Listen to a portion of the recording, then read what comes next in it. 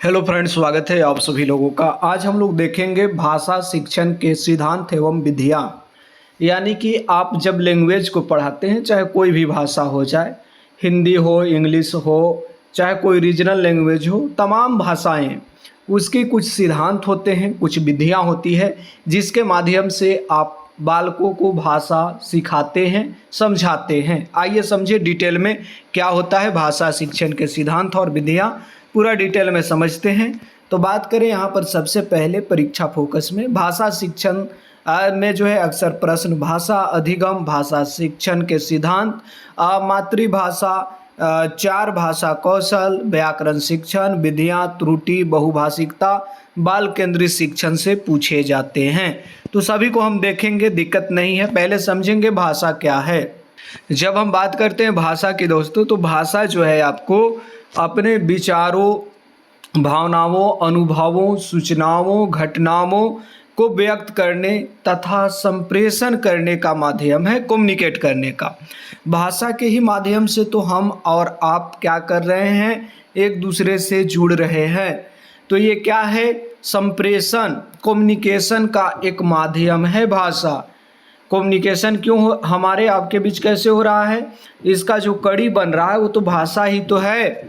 तो चलिए, ये भाषा को आपने समझ लिया है। तो भाषा के प्रमुख रूप को देखते हैं। पहला होता है मौखिक भाषा, जो कि बोलना और सुनना शामिल है। दूसरा होता है लिखित भाषा, जिसमें कि पढ़ना और लिखना शामिल है। तीसरा होता है सांकेतिक भाषा, जिसमें आपको संकेतों के माध्यम से अपने आप को कम्युनिकेट करते हैं, संप्रेषित करते हैं। ये ध्यान रखना है। तो संकेत आप देख रहे हैं, जैसे कोई व्यक्ति 4 उंगली उठाया तो समझना है वो 4 कह रहा है। ये एक तरह का सांकेतिक भाषा ही तो है। उदाहरण में बच्चा कहता है कि मुझे पानी चाहिए, वह अपनी आवश्यकता जो है भाषा के माध्यम से व्यक्त कर रहा है। तो ये आपको आवश्यकता भी है व्यक्त करना, और व्यक्त किस माध्यम से हो रहा है, भाषा के ही तो माध्यम से हो रहा है। अब आता है भाषा अधिगम और भाषा शिक्षण। आइए इसे हम लोग समझते हैं। जो है लैंग्वेज लर्निंग और लैंग्वेज टीचिंग को समझेंगे। तो भाषा अधिगम क्या होता है, अधिगम का मतलब होता है लर्निंग, यानी कि भाषा को सीखना। कोई भी बालक भाषा को कैसे सीखेगा, जब बच्चा स्वाभाविक रूप से क्या करेगा, चीज़ों को अनुभव करके, अनुकरण करके, कॉपी करेगा, बातचीत करके और सामाजिक वातावरण से क्या कर लेता है, भाषा को ऑटोमेटिक सीख लेता है वो धीरे धीरे। तो वो क्या करता है, भाषा सीखता है। तो इसे हम लोग भाषा अधिगम कहते हैं। ये आपको ध्यान रखना है। तो ये आपको ध्यान रखना है कि जब बच्चा स्वाभाविक रूप से अनुभव, अनुकरण, बातचीत, सामाजिक वातावरण से भाषा सीखता है तो उसे भाषा अधिगम कहते हैं। जैसे उदाहरण में समझिए, बच्चा परिवार में लोगों को नमस्ते कहते सुनकर स्वयं नमस्ते करने लगता है, सीख जाता है। तो ये क्या है, भाषा जो है यहाँ पर आपको जो है सीखना है, अधिगम है। आइए समझते हैं यहाँ पर भाषा शिक्षण की। जब हम बात करते हैं, शिक्षक द्वारा योजनाबद्ध गतिविधियों, अभ्यासों, संवाद और सामग्री के माध्यम से भाषा सीखने में सहायता करना भाषा शिक्षण है। मुख्य बिंदु याद रखें, अधिगम क्या है, सीखने की प्रक्रिया है लर्निंग, और शिक्षण क्या है, सीखने को सुगम बनाने की प्रक्रिया शिक्षण है। टीचर क्या करता है, शिक्षण करता है, यानी कि जो आपका सीखने का तरीका है उसे वो सुगम बना रहा है। अधिगम क्या है, सीखना है, जो आप सीख रहे हैं, सीखने की प्रक्रिया है अधिगम। तो इन चीज़ों को आप समझे हैं। यहाँ पर भाषा से रिलेटेड 2 चीज़ें इम्पोर्टेंट हो जाती है, कभी कभार पूछे जाते हैं। पहला होता है भाषा आपको एक अर्जन होता है और एक होता है अधिगम। भाषा अर्जन जो है वास्तव में अगर हम बात करते हैं, एक थोड़ा कॉन्सेप्ट है, इसे क्लियर कर लीजिए। अर्जन का मतलब है जिसके लिए आप विद्यालय नहीं गए, कॉलेज नहीं गए, कोई जो है रेगुलरिटी रूप से काम नहीं किए। जैसे आप हिंदी अभी हम बोल रहे हैं धड़ाधड़, तो क्या हो रहा है, इसके लिए हिंदी सीखने के लिए हमें तो किसी विद्यालय, कॉलेज या संस्था जाने की ज़रूरत नहीं पड़ी, डायरेक्ट सीख लिए। इसे अर्जन कहते हैं। लेकिन हमें इंग्लिश सीखना है तो उसके लिए स्पेशल चीज़ों की ज़रूरत होगी, तो वो आपको क्या हो जाएगा, अधिगम के तहत आएगा। तो ये दो चीज़ें थी, थोड़ा मैंने क्लियर किया है यहाँ पर। भाषा शिक्षण के प्रमुख सिद्धांत को समझेंगे कि भाषा जो है बालकों को कैसे सिखाया जा सकता है। कोई भी अगर भाषा हमें सिखाना है बालकों को तो हम कैसे सिखा सकते हैं। तो भाषा सिखाने का तरीका है, शिक्षण के केंद्र में बच्चा होना चाहिए, केवल शिक्षक नहीं। ये बाल केंद्रित सिद्धांत के अनुसार से हम भाषा सिखा सकते हैं बालकों में। जैसे बच्चे को बोलना, पूछना, खोजना, अपनी बात रखने का अवसर मिलना चाहिए, जिससे वो भाषा को सीखेगा। शिक्षक केवल कहानी ना सुनाए बल्कि बच्चे से पूछे, यदि तुम कहानी के पात्र होते तो क्या करते। तो इससे क्या होगा, भाषा का जो है सीखना उसके अंदर विकसित होगा। दूसरा है, सरल से कठिन की ओर बढ़ना चाहिए। जब भी आप भाषा को पढ़ा रहे हैं, लैंग्वेज टीचर है, तो पहले सरल चीज़ों को लेना चाहिए, उसके बाद कठिन चीज़ों की ओर जाना चाहिए।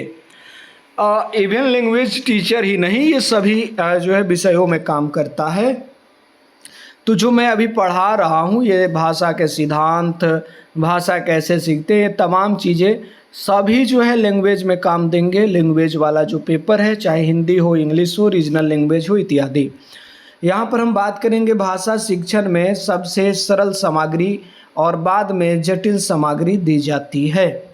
पहले आसान चीज़, बाद में पहले आपको शब्द बताए जाएंगे, फिर वाक्य की ओर बढ़ेंगे, वाक्य से अनुच्छेद की ओर बढ़ाएंगे, यानी कि और अनुच्छेद से कहानी की ओर बढ़ेंगे। तो ये आपको क्या है, सरल से जो है हार्ड की ओर जा रहा है। और भाषा अगर हम सिखाएंगे बालकों तो ज्ञात से अज्ञात की ओर बढ़ेंगे। पहले ऐसे हम अवधारणाओं को रखेंगे जो बालक जान रहे हैं, बाद में जो है अमूर्त की ओर हम बढ़ेंगे। जैसे बच्चे के पहले से उपलब्ध ज्ञान को आधार बनाकर नया ज्ञान दिया जाता है। बच्चा आम जानता है, अब शिक्षक जो है आम मीठा है वाक्य बनवाता है। तो ये क्या कर रहा है, आम को बालक पहले से जान रहा है, शिक्षक क्या कर रहा है, उसे उन्हीं जानी हुई वस्तुओं के माध्यम से, जानी हुई जो है विषयों के माध्यम से नए विषय को जोड़ रहा है और वाक्य को बना दे रहा है। तो यहाँ पर क्या हो रहा है कि वो ज्ञात से अज्ञात की ओर बढ़ रहा है। तो ये सिद्धांत है। मूर्त से अमूर्त की ओर बढ़ना चाहिए। पहले जो चीज़ें आपको दिख रही है उसके बारे में चर्चा कीजिए, बाद में अमूर्त की ओर जाइए। यानी कि पहले वास्तविक वस्तुएं, चित्र और अनुभव, फिर बाद में उससे संबंधित अवधारणाएं बतानी चाहिए। जैसे वास्तव में एक सेव लीजिएगा आप, फिर चित्र दिखाइएगा, फिर फल की अवधारणा को समझा रहे हैं। तो ये क्या है, मूर्त से अमूर्त की ओर बढ़ रहा है। सुनने बोलने को प्राथमिकता। भाषा के विकास में श्रवण और मौखिक अभिव्यक्ति महत्वपूर्ण आधार है। समझिए यहाँ पर सुनना, बोलना, पढ़ना, लिखना इत्यादि ये भाषा के जो है यहाँ पर आधार हैं। अब आता है अभ्यास और पुनरावृत्ति। अभ्यास और पुनरावृत्ति के माध्यम से भी भाषा को मजबूत किया जा सकता है। भाषा कौशल निरंतर अभ्यास से विकसित होता है। लगातार आप अभ्यास कीजिएगा तो आपके अंदर भाषा कौशल डेवलप हो जाएगा। जैसे उदाहरण में नए शब्दों को केवल एक बार लिखवाने के बजाय उन्हें वाक्यों में प्रयोग करवाना, ये आपको क्या है, ये आपको जो है अभ्यास और पुनरावृत्ति है। आप नए शब्दों को क्या कर रहे हैं, केवल एक बार लिखवा नहीं रहे हैं, उसके बाद उन शब्दों को क्या कर रहे हैं, आप जो है प्रयोग करवा रहे हैं बार बार। तो ये क्या चीज़ है, पुनरावृत्ति है। अब है कि रुचि और प्रेरणा का सिद्धांत, अगला प्रिंसिपल है भाषा शिक्षण का। तो रुचि और अभिप्रेरणा, बच्चे के रुचि के अनुसार गतिविधियाँ भाषा सीखने को प्रभावी बनाती है। जैसे नाटक करवा रहे हैं, कहानी, कविता, चित्र का वर्णन और भाषा खेल इत्यादि शामिल है। अब है क्रियाशीलता का सिद्धांत। इसमें क्या होता है, बच्चा केवल सुनने वाला नहीं होता है बल्कि सक्रिय सहभागी होना चाहिए। केवल व्याख्यान नहीं करना चाहिए, चर्चा, गतिविधि और प्रयोग। व्यक्तिगत भिन्नता का सिद्धांत हम ये जानते हैं और सीडीपी का अपलोड हो चुका है वीडियो फुल सिलेबस में, आप उसे देख लीजिएगा। व्यक्तिगत भिन्नता का सिद्धांत जब होती है बात, तो हर एक बालक, जब हम जान रहे हैं कि हर एक बालक यूनिक है, स्पेशल है, हर एक बालक में कुछ न कुछ भिन्नताएं हैं। आपके बगल में भी जो बैठा होगा उसके अंदर, आपके अंदर भिन्नताएं साफ दिखेगी। तो जब हर एक बालक अलग है तो सभी बच्चे के समान गति और तरीके से भाषा नहीं सीखते, अलग अलग गतियाँ भी होगी सीखने का। तो कुछ बच्चे जल्दी बोलते हैं, कुछ बच्चे बेहतर जो है, कुछ बच्चे पढ़ने में बेहतर होते हैं और कुछ लिखने में। तो ये अलग अलग है उनका। और एक जो सिद्धांत था बहुआयामी सिद्धांत गार्डनर का, ध्यान रखना बुद्धि का, वो मानते हैं कि हर एक व्यक्ति में अलग अलग बुद्धियाँ होती है। शिक्षक को विभिन्न स्तरों के बच्चों के लिए अलग अलग सहायता देनी चाहिए। अगला आता है संदर्भ में भाषा सीखने का सिद्धांत। भाषा को अलग अलग नियमों के रूप में नहीं बल्कि सार्थक संदर्भ में सीखना अधिक प्रभावी है।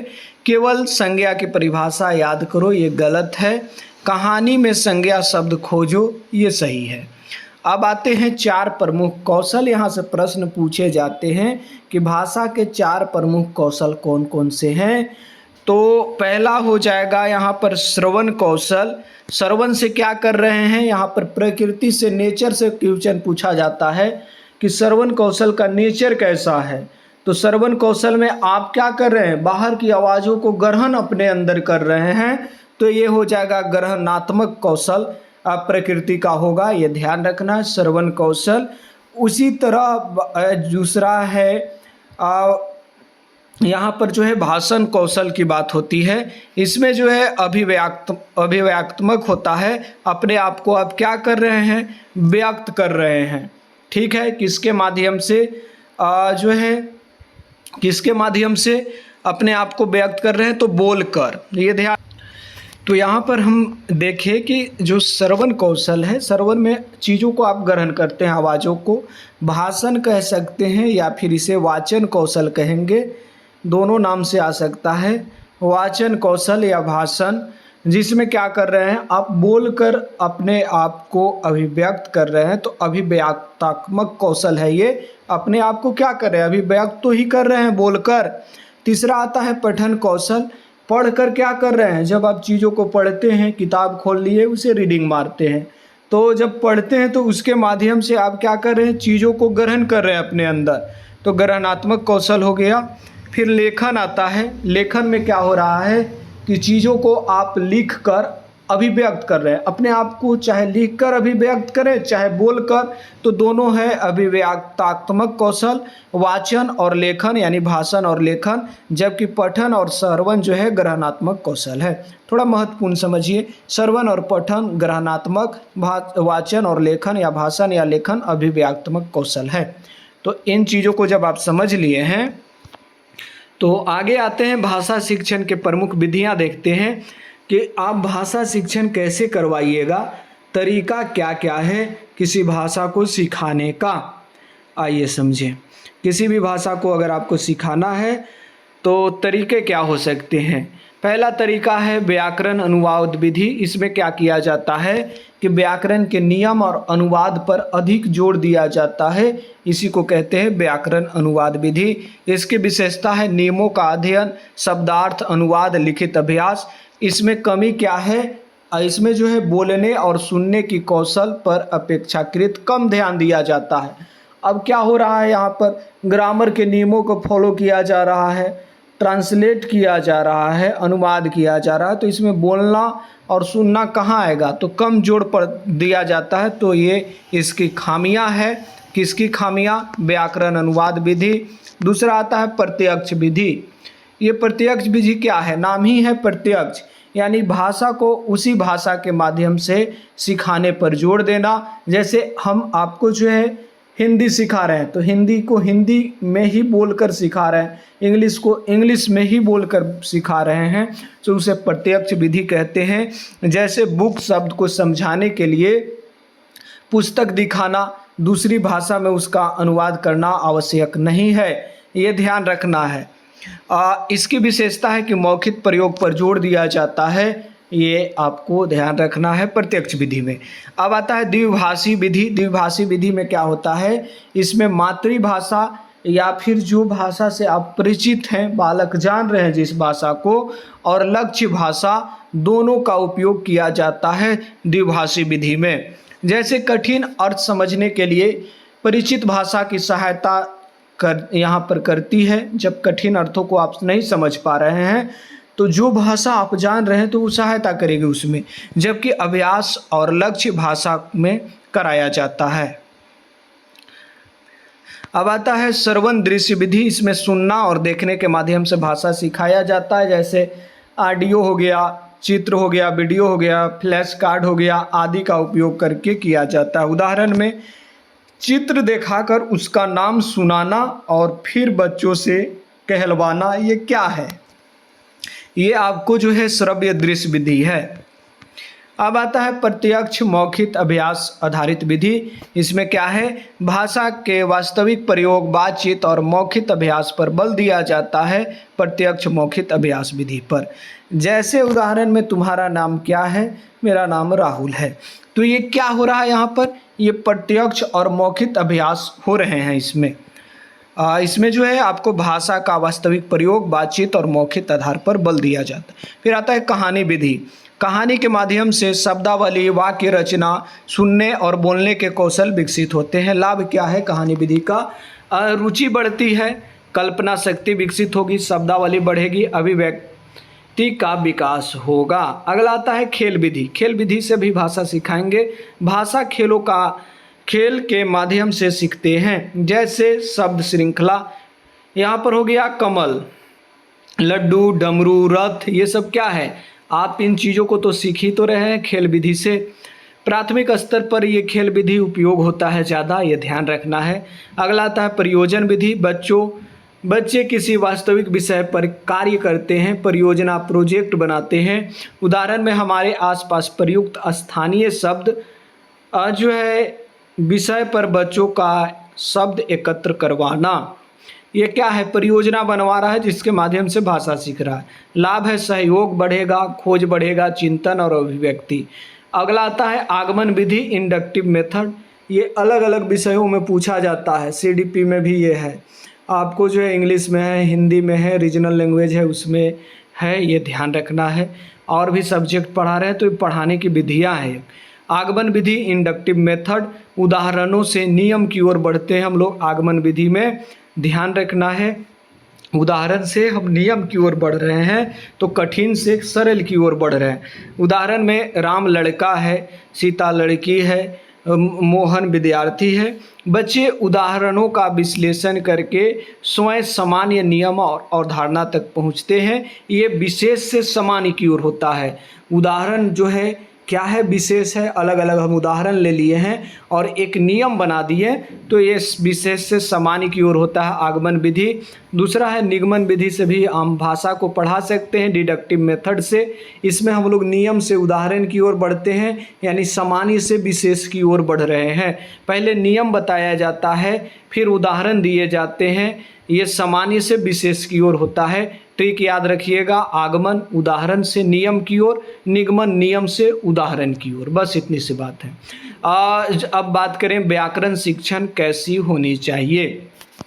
जब आप व्याकरण पढ़ा रहे हैं, किसी भी भाषा का एक व्याकरण होता है अपना, तो जब आप व्याकरण पढ़ा रहे हैं तो व्याकरण शिक्षण को कैसे करवा सकते हैं, कैसे पढ़ा सकते हैं, आइए देखें।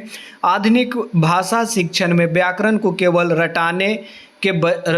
रटाने वाले जो है विषय नहीं समझना चाहिए, बल्कि उसे जो है संदर्भ में प्रयोग कराना अधिक उपयोग है।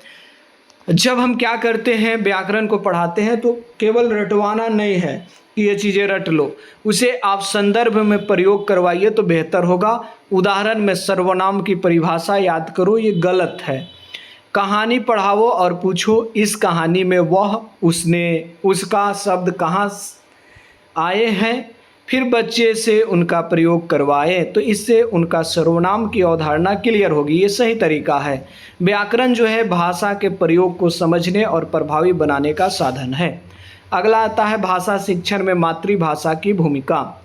आप जब भाषा क्या करते हैं, सीखते हैं या टीचर के द्वारा सिखाए जाते हैं भाषा को, तो उसमें जो बालक का मातृभाषा होता है, यानी कि जो भाषा से वो परिचित है, जैसे आपको इंग्लिश सीखना है, आप हिंदी से परिचित है, तो हिंदी का क्या वहाँ पर उपयोगिता होगी, भूमिका होगी, उसी पर चर्चा है। बच्चे की पहली भाषा उनके संज्ञानात्मक और भाषायिक विकास में महत्वपूर्ण भूमिका निभाती है। शिक्षक को क्या करना चाहिए? आप एक शिक्षक हैं तो क्या कर सकते हैं? बच्चे की भाषाई पृष्ठभूमि का सम्मान करें। स्थानीय मातृभाषा को बाधा ना मानना है, आपको उसे उपयोगिता मानना है। आवश्यकता के अनुसार परिचित भाषा का सहारा ले। धीरे धीरे विद्यार्थी को जो है विद्यालय या लक्ष्य भाषा से जोड़ ले। उदाहरण में यदि बच्चा घर में किसी स्थानीय बोली का प्रयोग करता है तो उसकी बोली का मजाक उड़ाने के बजाय शिक्षक उसे मानक हिंदी से जोड़ सकता है। अब आता है बहुभाषिकता क्या है, मल्टीलिंग्विलिज्म। जब हम बहुभाषिकता की बात करते हैं तो कक्षा में अलग अलग भाषाएं बोलने वाले बच्चे होते हैं। अलग अलग क्षेत्र से आ रहे हैं तो अलग अलग भाषाएं बोलेंगे। जब अलग अलग भाषाएं बोलेंगे बच्चे तो क्या होगा, यहाँ पर जो है कक्षा में अलग अलग भाषाएं बोलने वाले बच्चों का होना समस्या नहीं बल्कि समाधान है। अब क्या है, जब आप विद्यालयों में रहते हैं, मान के चलिए आप पढ़ा रहे हैं, वहाँ पर अलग अलग जो है क्षेत्र के बालक आ रहे हैं पढ़ने के लिए, तो उनकी भाषाएं अलग अलग है, तो उसे आपको निगेटिव में नहीं लेना है, पॉजिटिव लेकर चलना है। एक कक्षा में बच्चे हिंदी, भोजपुरी, संथाली, उर्दू जैसे अलग अलग भाषायिक रूप से परिचित हो सकते हैं। ध्यान रखना है, एक दूसरे से मिल सकते हैं, एक दूसरे के भाषा को जान सकते हैं, तो ये चीज़ें हैं। शिक्षक बच्चों से विभिन्न भाषाओं में समान शब्द खुजवा सकता है। इससे भाषाई समान और सीखने का अवसर बढ़ेगा। भाषा की त्रुटियां यानी कि एरर क्या है, बच्चे की भाषा संबंधी गलतियां को केवल गलत कहकर रोक देना उचित नहीं है। अगर बालक क्या कर रहा है, कोई भाषा का गलत प्रयोग कर रहा है, चाहे वो सही ढंग से भाषाओं का प्रयोग नहीं कर पा रहा है, उसका मातृभाषा हावी है, तो क्या होगा, उसे आपको गलत नहीं करना है, ये उचित नहीं है। त्रुटि किसका संकेत हो सकता है? जो गलत कर रहा है बालक, वो संकेत दे सकता है कि बच्चा नियम को अपने तरीके से समझने का प्रयास कर रहा है। उदाहरण में बच्चा कहता है कि मैंने खाना खाया था के स्थान पर किसी संदर्भ में गलत प्रत्यय लगा देता है। तो शिक्षक को जो है पहले यह समझना चाहिए कि बच्चा कहाँ भ्रमित हो रहा है, कहाँ पर उसे दिक्कत आ रही है, इन चीज़ों को समझना चाहिए। प्रभावी तरीका है अपमान करना या डांटना गलत है, बार बार केवल गलत कहना ये गलत है। कारण का पहचान, सही उदाहरण देना और पुनः प्रयोग का अवसर देना ये सही है। अगला आता है भाषा में जो है आपको भाषा कक्षा में शिक्षक की भूमिका क्या होगी। तो शिक्षक की भूमिका, अगर भाषा को पढ़ा रहा है एक टीचर, जैसे आप ही कक्षा में हैं और भाषा को, कोई भी भाषा हो, चाहे वो हिंदी हो, इंग्लिश हो, चाहे कोई भाषा हो, जब आप उसे पढ़ा रहे हो तो आपकी भूमिका क्या हो सकती है। आधुनिक भाषा शिक्षक केवल ज्ञान देने वाला नहीं है बल्कि क्या है, जो है शिक्षक को क्या होना चाहिए, सुविधादाता होना चाहिए, फैसिलिटर होना चाहिए, मार्गदर्शक होना चाहिए, संवादकर्ता होना चाहिए, आलोचनात्मक करता होना, अवलोकन करता होना चाहिए। ध्यान रखना है, मतलब देखने वाला कहाँ गलतियाँ कर रही है, मूल्यांकन करता होना चाहिए। तो ये चीज़ें हैं। अब बात करेंगे भाषा शिक्षण में टीएलएम। टीएलएम समान है जो सपोर्ट करता है बालकों को सही ढंग से सीखने में, उसका इंटरेस्ट पैदा करता है, रुचि पर पैदा करता है, सीखना आसान बनाता है।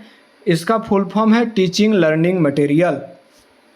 टीएलएम का उपयोग जो अगर हम पढ़ाते हैं भाषा को तो टीएलएम का उपयोग कर सकते हैं। जैसे चित्रों का उपयोग कीजिएगा, कहानी के पुस्तक, समाचार पत्र, फ्लैश कार्ड, कठपुतली, ऑडियो वीडियो, डिजिटल सामग्री इत्यादि। टीएलएम का उद्देश्य केवल सजावट नहीं है बल्कि अर्थपूर्ण भाषा अनुभव देना है। आइए अब आगे बढ़ते हैं। भाषा शिक्षण का सर्वोत्तम दृष्टिकोण क्या है? एक प्रभावी भाषा कक्षा में क्या होना चाहिए? सभी चीज़ों का समावेशन होना चाहिए भाषा कौशल का, जिसमें सुनना, बोलना, पढ़ना, लिखना चारों कौशल शामिल होने चाहिए। इन सभी कौशल को जो है सार्थक संदर्भों में एकीकृत किया जाना चाहिए। उदाहरण में पेड़ विषय, ठीक है, पेड़ पर बातचीत जो है सुनना, पेड़ के बारे में बोलना, पेड़ के बारे में छोटा सा पाठ पढ़ना, पेड़ पर जो है 5 वाक्य लिखना, तो ये चारों कौशल उपयोग किए जा रहे हैं। इसे एकीकृत भाषा कौशल शिक्षण भी कहा जाता है, जहां पर चारों कौशल को हम एक साथ यूज कर रहे हैं। अब आइए वन लाइनर पर हम आते हैं। पहला है कि भाषा संप्रेषण का प्रमुख माध्यम है कम्युनिकेशन का। भाषा सीखना एक जो है सामाजिक प्रक्रिया भी है। जो है अगला है कि भाषा अधिगम में वातावरण की महत्वपूर्ण भूमिका होती है। ठीक बात है, वातावरण के माध्यम से भाषा सीखता है बालक। भाषा शिक्षण बाल केंद्रित होना चाहिए। सुनना एक ग्रहणात्मक कौशल है, सुनने में दूसरे के चीज़ों को अपने अंदर ग्रहण कर रहे हैं। पढ़ना भी ग्रहणात्मक कौशल है। बोलना अभिव्यक्तात्मक कौशल है। लिखना अभिव्यक्तात्मक कौशल है। बोलकर चाहे लिखकर अपने आप को व्यक्त ही तो कर रहे हैं, बता ही तो रहे हैं चीज़ों को। भाषा शिक्षण में केवल रटने पर जोर नहीं होना चाहिए। व्याकरण को संदर्भ में सीखना अधिक अर्थपूर्ण है। अधिगम विधि में उदाहरण के नियम की ओर अधिगम विधि आगमन जो विधि है इंडक्टिव मेथड में हम क्या कर रहे हैं? आगमन है ना, ठीक है। उदाहरण से नियम की ओर बढ़ रहे हैं तो विशेष से सामान्य की ओर जा रहे हैं। निगमन विधि में क्या है? हम उदाहरण की ओर बढ़ते हैं नियम से, और इसमें जो है सामान्य से विशेष की ओर जा रहे हैं। खेल विधि बच्चों की रुचि बढ़ाती है। कहानी विधि जो है कल्पना और भाषा दोनों को विकसित करती है। प्रयोजन विधि करके सीखने पर बल देता है। प्रत्यक्ष विधि लक्ष्य भाषा के प्रयोग पर बल दिया जाता है। श्रव्य दृष्टि ऑडियो विजुअल विधि जो होता है सुनने और देखने दोनों के लिए उपयोग किया जाता है, जिसमें वीडियो भी चल रहा है और आवाज़ भी निकल रहा है। मातृभाषा बच्चों के भाषा विकास का महत्वपूर्ण आधार हो सकता है। बहुभाषिकता कक्षा को कक्षा का संसाधन के रूप में देखा जा सकता है। भाषा में त्रुटियां सीखने की प्रक्रिया का संकेत दे सकती है। शिक्षक को बच्चे की व्यक्तिगत भिन्नताओं का ध्यान रखना चाहिए। भाषा सीखने में निरंतर अभ्यास आवश्यक है। भाषा शिक्षण में संवाद को पर्याप्त अवसर मिलना चाहिए। बच्चों को अपनी बात स्वतंत्र रूप से व्यक्त करने का अवसर मिलना चाहिए। भाषा कौशल को अलग अलग करने के बजाय एकीकृत रूप से विकसित किया जाना चाहिए। वास्तविक जीवन में परिस्थितियां भाषा सीखने के लिए उपयोगी है। चित्र भाषा शिक्षण प्रभावी है। भाषा कक्षा में सकारात्मक वातावरण आवश्यक है। मूल्यांकन केवल अंतिम परीक्षा तक सीमित नहीं होनी चाहिए। प्रभावी भाषा शिक्षण का लक्ष्य भाषा का सार्थक एवं स्वतंत्र प्रयोग विकसित करता है। आइए अब एमसीक्यू पर आते हैं। पहला क्वेश्चन है, भाषा शिक्षण का सबसे उपयुक्त केंद्र क्या होना चाहिए? सबसे उपयुक्त केंद्र विद्यार्थी होना चाहिए, शिक्षार्थी, लर्नर। आधुनिक भाषा शिक्षण बाल केंद्रित और गतिविधि आधारित होनी चाहिए। दूसरा है, निम्न में कौन सा ग्रहणात्मक कौशल है? तो आप पढ़कर चीज़ों को अपने अंदर ग्रहण करते हैं तो पढ़ना हो जाएगा। पढ़ना और सुनना ये दोनों ग्रहणात्मक है। निम्न में कौन सा अभिव्यक्तात्मक कौशल है? यानी व्यक्त कैसे करते हैं, लिखकर या बोलकर? तो लेखन हो गया। आगमन विधि में क्या है? उदाहरण से नियम की ओर जा रहे हैं। आगमन में उदाहरण से नियम, निगमन में नियम से उदाहरण की ओर जा रहे हैं। यही तो है, ठीक बात। आगे बढ़ते हैं। भाषा की त्रुटियों के प्रति शिक्षक का सर्वोत्तम दृष्टिकोण क्या है? त्रुटि के कारण समझकर सुधार का अवसर देना। बहुभाषी कक्षा में शिक्षक को क्या करना चाहिए? तो भाषाई विविधता को संसाधन के रूप में लेगा वो मल्टी लिंग्विलिज्म में। व्याकरण शिक्षण का सबसे प्रभावी तरीका कौन सा है? संदर्भ में व्याकरण का प्रयोग करना। कहानी विधि का प्रमुख लाभ क्या है? तो रुचि बालकों में अंदर आएगी, जब कहानी सुनेगा तो इंटरेस्ट लगेगा, कल्पना शक्ति बढ़ेगा, वो ऐसे ऐसे हो सकता था, ये हो सकता था, यहाँ ये हो गया। और दूसरा है कि भाषा अभिव्यक्ति का विकास होगा। तो ये चीज़ें हैं। ज्ञात से अज्ञात की ओर हम बढ़ रहे हैं, तो ये पहले ज्ञात ज्ञान के आधार पर नया ज्ञान दिया जाता है, तो ज्ञात से अज्ञात है। भाषा शिक्षण में TLM का अर्थ क्या है? Teacher learning material. निम्न में कौन सा भाषा शिक्षण का उपयुक्त तरीका है? संवाद और गतिविधि। बच्चा भाषा सबसे प्रभावी रूप से कब सीखता है? अर्थपूर्ण संदर्भ में भाषा का प्रयोग करके। भाषा शिक्षण में मातृभाषा का क्या महत्व है? तो अधिगम में सहायक संसाधन हो सकता है मातृभाषा बालक का। चित्र दिखाकर बच्चों में उसका वर्णन करवाना मुख्यतः किसका उदाहरण है? सक्रिय भाषा अधिगम का उदाहरण है। मातृभाषा को थोड़ा हम समझेंगे। मातृभाषा वे भाषा है जो बालक के, जहाँ बालक रह रहा है वहाँ पर जो भाषाएं बोली जाती है, उसके परिवार में, घर में, माता के द्वारा, अगल बगल के लोगों के द्वारा जो भाषाएं बोली जाती है उसी को मातृभाषा हम कहते हैं। बस इतनी सी बात है। तो ये है। अब आगे चलते हैं। भाषा शिक्षण में व्यक्तिगत भिन्नताओं का अर्थ क्या है? बच्चों के सीखने की गति, रुचि और क्षमता अलग अलग हो सकती है, तो व्यक्तिगत भिन्नता यही है। दृश्य श्रव्य ऑडियो विजुअल विधि में किसका प्रयोग किया जाता है? तो देखने वाला भी चीज़ और सुनने वाला भी चीज़। आगे बढ़ते हैं। भाषा शिक्षण का अंतिम उद्देश्य मुख्यतः क्या होनी चाहिए? तो भाषा का प्रभावी और अर्थपूर्ण संप्रेषण। शिक्षक बच्चे को चर्चा, प्रश्न और गतिविधि में शामिल करता है। यह किसका दृष्टिकोण है? यह बाल केंद्रित दृष्टिकोण है। निम्न में से भाषा कौशल का सही क्रम कौन सा है? पहले बालक सुनता है, बोलता है, पढ़ना सीखता है, लिखता है। सुनना, बोलना, पढ़ना और लिखना सही क्रम है।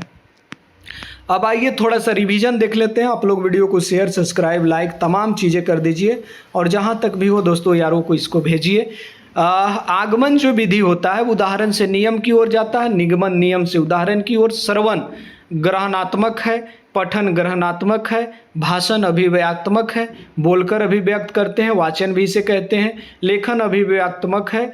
बाल केंद्रितता, बच्चा सक्रिय रहता है। बहुभाषिकता संसाधन है। त्रुटि, जो गलती कर रहा है बालक, सीखने की प्रक्रिया है ये। व्याकरण संदर्भ का प्रयोग के साथ होता है। यहाँ पर बात करें भाषा रटने की चीज़ नहीं, प्रयोग करने की क्षमता है। इसलिए रेटेट में यदि आपको बाल केंद्रित, गतिविधि आधारित, संदर्भात्मक, संवेदनात्मक, बहुभाषिकता का समान, त्रुटि का विश्लेषण, भाषा का वास्तविक प्रयोग जैसे विकल्प हो, तो अक्सर आधुनिक भाषा शिक्षण के सिद्धांतों के निकट होते हैं। तो इसे ध्यान रखिएगा। हमने पूरा तोड़ दिया है, हर एक चीज़ को क्लियर किया है। चलिए, बहुत बहुत धन्यवाद।